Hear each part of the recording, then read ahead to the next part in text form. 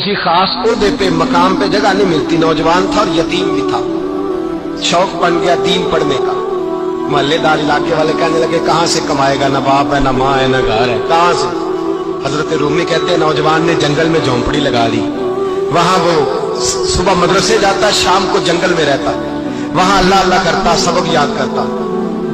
एक दिन बादशाह की बेटी रास्ता भूल गई, जंगल में आई सहेलियों के साथ, बॉडीगार्ड भी साथ थे, पर रास्ता भूल गई। खोती खोती शाम हो गई, ऐसी खोई कि जब रात गहरी हो गई तो आके उस नौजवान के पास रुकी और चिल्लाने लगी। शेर के दहाड़ने की आवाज आती है, भेड़िए के बोलने की आवाज आती है। नौजवान अकेला, सहेलियां बिछड़ गई, गार्ड बिछड़ गए। कहने लगी मैं परेशान हूँ, मुझे जगह मिल जाएगी। नौजवान कहता मैंने शहजादी देखी और मुझे भी पता था कि घर एक ही है और रात को अंदर से दरवाजा भी बंद करना पड़ता है, जंगल जानवर भी आ जाते हैं। कहते मेरी छोटी सी कुटिया में झोंपड़ी में वो आई, रो के कहने लगी सहारा कोई नहीं, अगर मैं पीछे निकलूंगी तो भेड़िए खा जाएंगे। कहते मैंने उसे जगह दे दी। अकेली औरत, चिराग जल रहा है, सबक याद कर रहा हूँ। मेरे नबी पाक ने फरमाया जहां मर्द औरत अकेले हो तीसरा शैतान होता है। और शहजादी, वो बच्चा कहता है सबक याद करता रहा सारी रात। वो बच्ची को कहा सो जा, पर वो कहती है नींद मुझे भी कहाँ आई। ऐसे मौकों पर नींद, सारी रात सबक याद करता। थोड़ी थोड़ी देर के बाद चिराग जलता तो उस पर उंगली रखता, हाथ जलता तो पीछे खींच ले, फिर दूसरी उंगली रखता, थोड़ी देर के बाद जलता तो खींच ले, हाथ सारा जल गया। सुबह किरणें चमकी तो कहने लगा चल निकल जा, दौड़ जा, बस बड़ा सब्र का इम्तिहान हो गया, चली जा। शहजादी बाहर निकली, सिपाही ढूंढ रहे थे। बादशाह खुद जंगल में निकला हुआ था, मेरी बेटी मिल गई। बादशाह तन्हाई में जाके कहने लगा बेटा मैं दुनिया को बताऊंगा कि मेरी बेटी खोई नहीं थी, सिपाही साथ ही थे। ये बड़ा मुश्किल होता है, बेटी तो भूल के भी रात कहीं न पड़े तो लोग जीने नहीं देते, तो बेटा मुश्किल हो जाएगा मेरे लिए। कहाँ थी? उसने कहा नेक नौजवान के पास।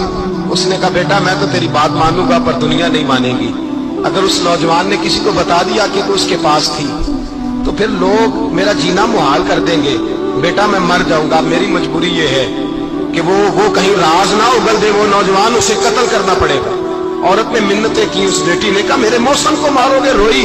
और वो कहने लगा मैं बादशाह हूँ, मेरा अपना बुखार है, मैं उसको छोड़ नहीं सकता। गिरफ्तार कर लाए सिपाही। वक्त तय हो गया सदा का। अकेले काल कोठरी में रखा गया, जो उसके खास इतबार वाले थे उनकी ड्यूटी लगाई। बादशाह ने बुलाया तालिब इल्म, आया। औरत कहने लगी, बेटी कहने लगी एक दफा तो बुलाओ ना, एक सवाल बस पर्दे में रह के पूछना है और फिर जो आपका जी चाहे। मेरे मौसम को मारना तो है, तो मर्जी आपकी। सामने खड़ा किया, नौजवान पर्दे के पीछे, औरत खड़ी हो गई। बादशाह बीच बैठ गया। बीबी कहने लगी सारी रात बेदार मैं भी रही, सोया तू भी नहीं। वो जो तू चिराग के करीब हाथ लगा के जलाता था वो समझ नहीं आई। नौजवान रो पड़ा, कहने लगा क्या करूं, मैंने रसूलुल्लाह का दीन पढ़ा है, क्या करूं, मैंने हुजूर का दीन पढ़ा है। मैंने पढ़ा है कि जानी को सबसे नीचे दोज़ख के सबसे निचले दर्जे में जलाया जाए, उसे जहन्नमियों का पीप और रोशा पिलाया जाए, गंद खिलाया जाए। ये रवायतें पड़ी हुई थी। थोड़ी थोड़ी देर के बाद शैतान मुझे कहता था बदकारी कर ले। मैं अपना हाथ उसी वक्त जब शैतान मशवरा देता तो मैं आग पे करता। मैं कहता अगर ये बर्दाश्त हो गई तो वो भी हो जाएगी। जब हाथ जलता तो मैं समझ जाता नहीं तुझसे तो ये नहीं बर्दाश्त होती तो वो कैसे होगी। फिर मुझे शैतान मशवरा देता कोई देख नहीं रहा, तुम बुलाने नहीं गया, खुद आई। मैं दूसरी उंगली लगा देता। मैंने हाथ जलाया और मैं समझ गया जब छोटे से चिराग की इतनी सी शमा की आग नहीं बर्दाश्त होती तो दोज़ख की कैसे बर्दाश्त होगी। कहते मैं पास आया, बादशाह ने ये कहानी सुनी, लफ्ज सुने तो चीख मार के रोया। कहने लगा तालिब इल्म तू तो मेरे नबी का सच्चा गुलाम है और मेरे रसूल के जो सच्चे गुलाम होते हैं उन्हें फांसियां नहीं दी जाती, उन्हें तख्त पे बिठाया जाता है। अब तुझे सजा नहीं होगी बल्कि मैं अपनी बेटी का निकाह तेरे साथ करूंगा और मेरे बाद इस सल्तनत का बादशाह भी तू ही बनेगा। अब वो नौजवान वहां नारे लगा रहा है, कहता लोगों तुम मुझे कहते थे दीन से क्या मिलता है, दीन से तो अल्लाह तख्त ताज भी अता फरमा देता है।